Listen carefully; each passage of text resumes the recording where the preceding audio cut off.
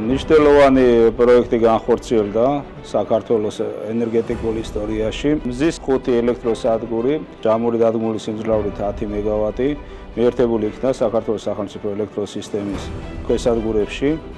ეს კონკრეტული ქვესადგურები არის კახეთის რეგიონში მდებარე 5 ქვესადგური, ხირსა, ჯუგაანი, ქედი, გამარჯვება და ქისტაური. ეს არის ძალიან მნიშვნელოვანი, რომ ჩვენს ელექტროენერგეტიკულ ქსელში იყოს ასეთი ტიპის გენერაციის ობიექტი. საერთოდ საქართველოში მზის სხივების შემოსვლა ხდება აღმოსავლეთიდან, კახეთის რეგიონიდან და ვიმედოვნებთ, რომ ეს პირველი პროექტი, უპრეცედენტო პროექტი მზის ელექტროსადგურებისა ყოფს გაგრძელებას გონივრულად შესაბამისი რეგულაციებით და რაც მნიშვნელოვანი ნაბიჯი იქნება ჩვენი ენერგეტიკული სექტორისთვის, რომ შემცირდეს მავნე აირების გამოთქვევა ატმოსფეროში.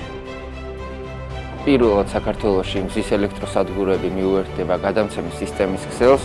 ეს მნიშვნელოვანი პროექტია, რადგან ასეთი პროექტები ახდენს გაცილებით ნაკლებ გავლენას ეკოლოგიაზე, ვიდრე ტრადიციული გენერაციის ობიექტები.